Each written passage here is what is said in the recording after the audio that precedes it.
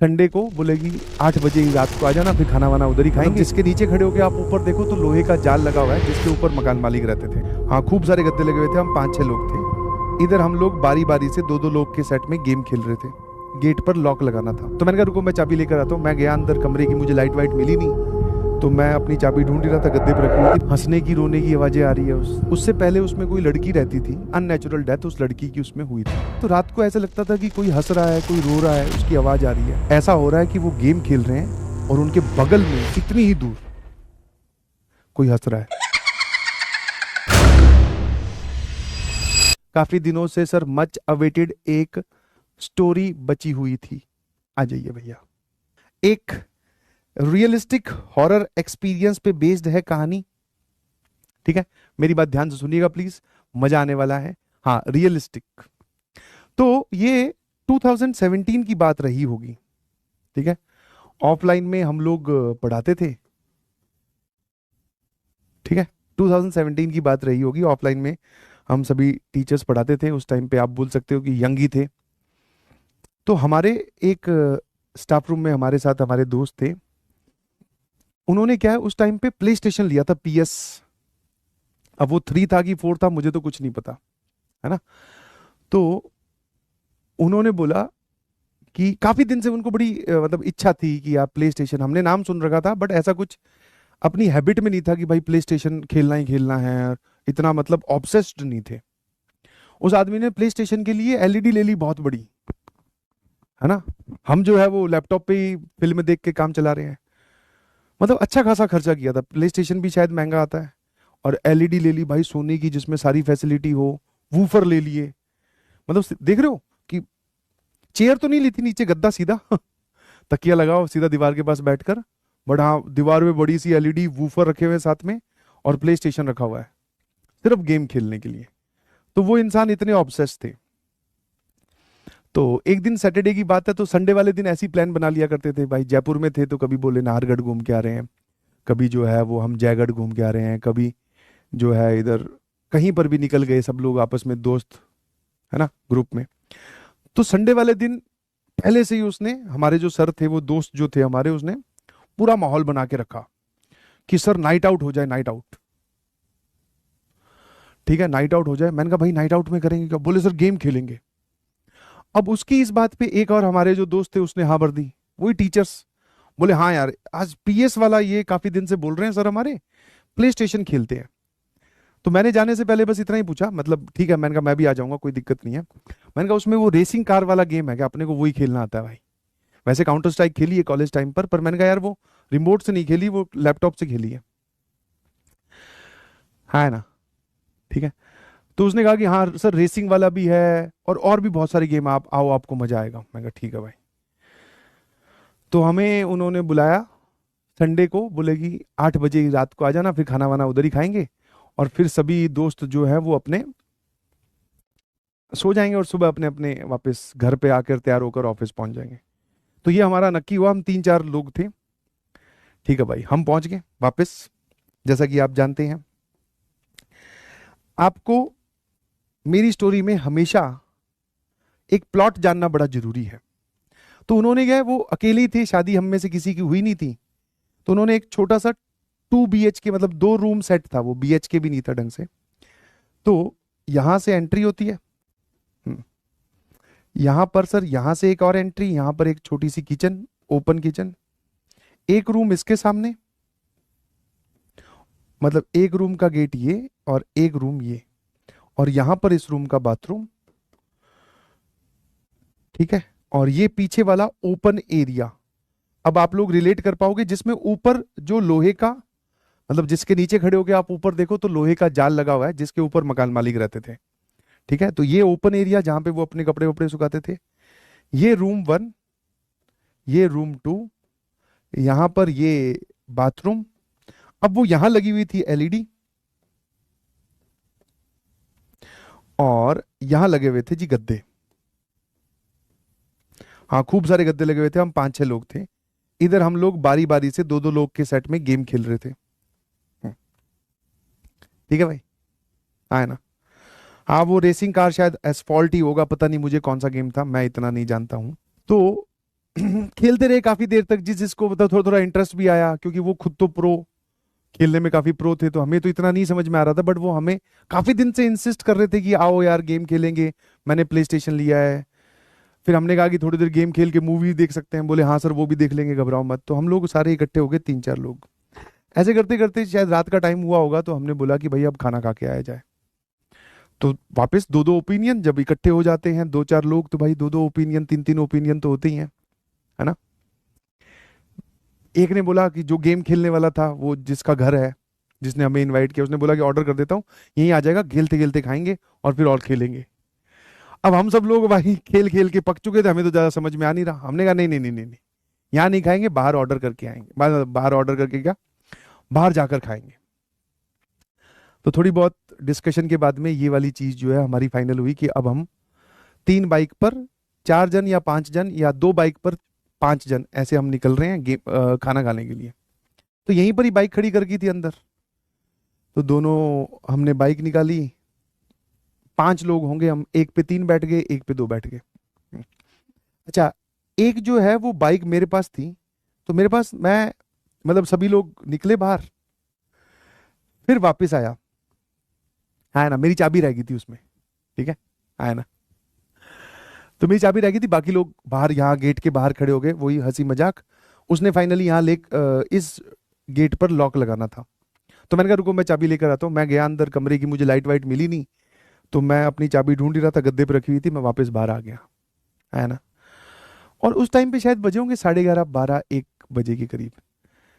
तब मैंने उसको बाहर आते ही बोला, मैं कहा यार ऊपर से तुम्हारे जो अंकल आंटी जो तेरे लैंडलॉर्ड ऊपर रहते हैं, उनके बच्चे तो यार बड़े शोर कर रहे हैं, है ना। तेरे को डिस्टरबेंस नहीं होती? मतलब कई बार ऐसा होता है ना, जब आप नए नए टीचर होते हो तो अपना काम कर रहे हो, पढ़ रहे हो, पीपीटी पीपीटी तो क्या, लेक्चर नोट्स तैयार कर रहे हो। मैं कहा उसकी तो ऊपर उस जाली से तो बड़ी उसकी हंसने की रोने की आवाजें आ रही है, उस मतलब जो भी तुम्हारे अंकल आंटी की बेटी है या बेटा है जो भी। बोला हाँ यार मेरे को भी पता नहीं, आती रहती है।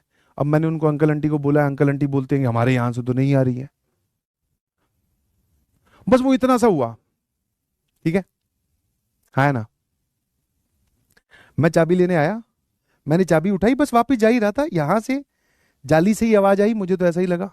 मैं कहा इतनी रात को कौन रोता है यार, हंसता है या जो भी है। मैं कहा बच्चे डिस्टरबेंस नहीं होती? बोले हाँ कई कई बार करते हैं ये लोग, अब कौन इनसे बात करे, हम चले गए भैया, है ना।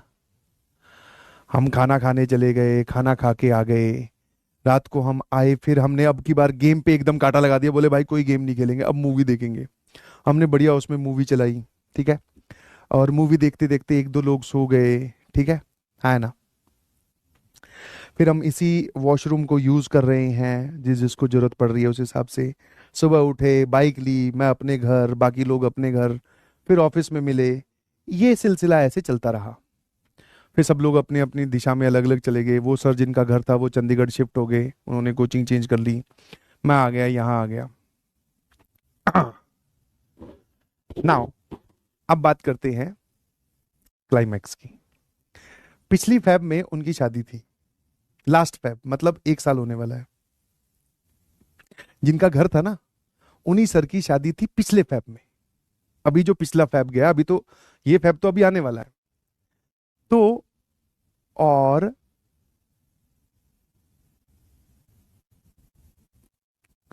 उन्होंने अपनी शादी में बुलाया था और बोला कि यहाँ आ जाना। और दूसरा, मेरा उस टाइम पे फैब में गया, थोड़े से अपने रिलैक्स्ड होते हैं तो थोड़ा घूमने का प्लान बन जाता है।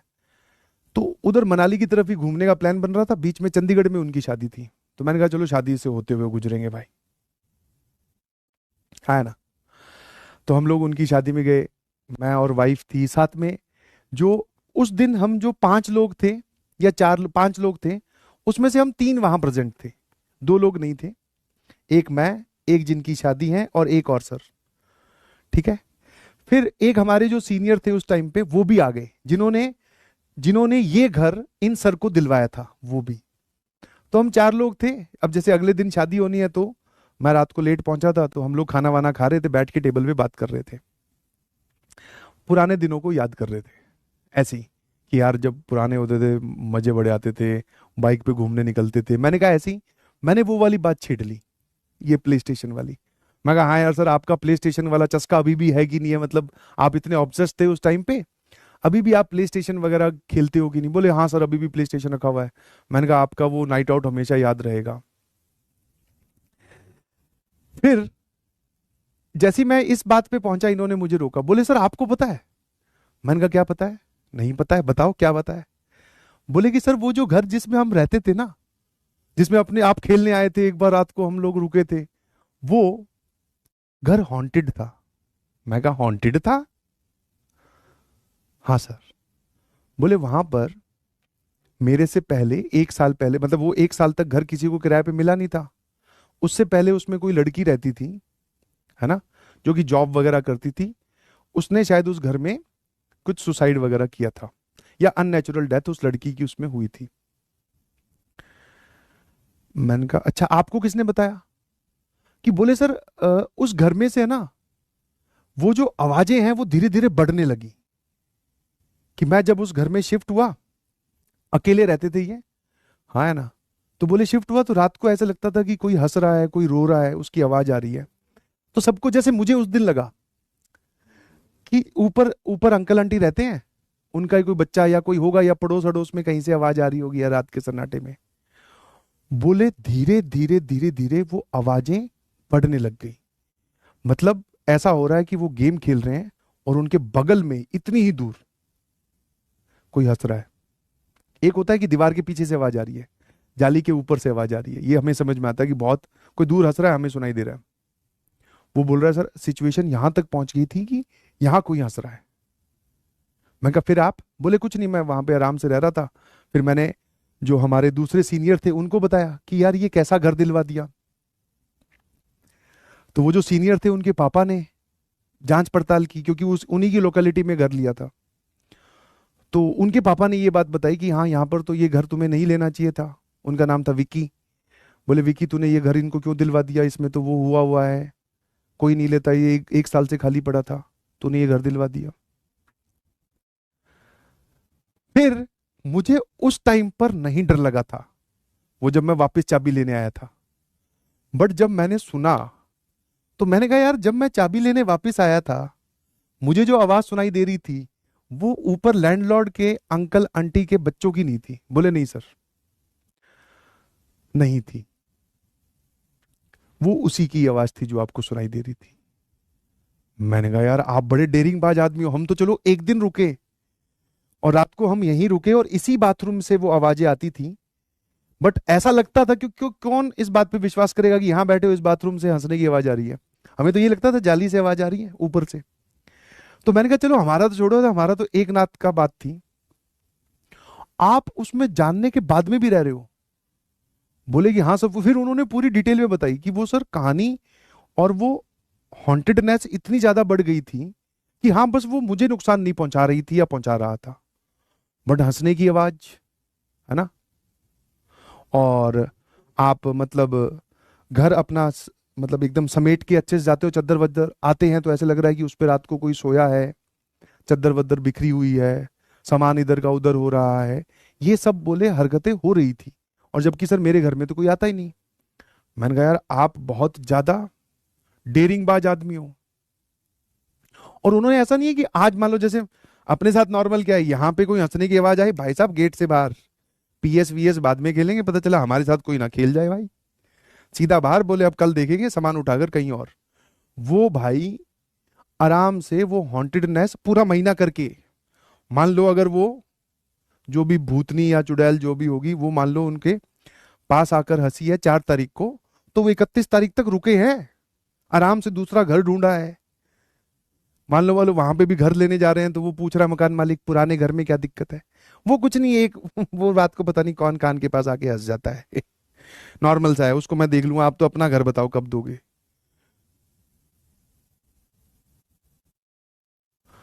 तो वो रुके हैं उतने दिन।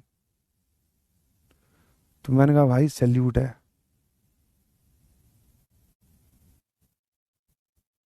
हाँ फ्रेंडली भूत थी।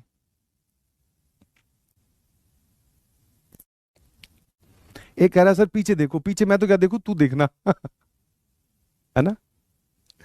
आज रात को जब तू सवाल सॉल्व करेगा, घर के जब सारे सो जाएंगे, तुझसे क्वेश्चन नहीं सॉल्व होगा तो तेरे कान के पास आके वो बोलने वाली है, बेटा slope of two perpendicular line का प्रोडक्ट इक्वल्स टू -1। ठीक है ना। चलिए, हाँ हिम्मत वाले सर थे भाई, बिल्कुल। मैं तो जब वो डिस्कशन चल रहा था उनकी शादी वाले दिन, तब भी मैंने कहा सर सल्यूट है यार आपको। मैंने कहा आप वहां रह लिए, अब आपको शादी में कोई दिक्कत नहीं होगी। अब आपका शादीशुदा जीवन बहुत अच्छा जाएगा, क्योंकि एक चुड़ैल के साथ रहने की तो आदत हो ही गई है। ये मेरे मुंह से क्या निकल गया, ओ माय गॉड। मुझे उस टाइम पर तो डर कम लग रहा था, अब ज्यादा लग रहा है।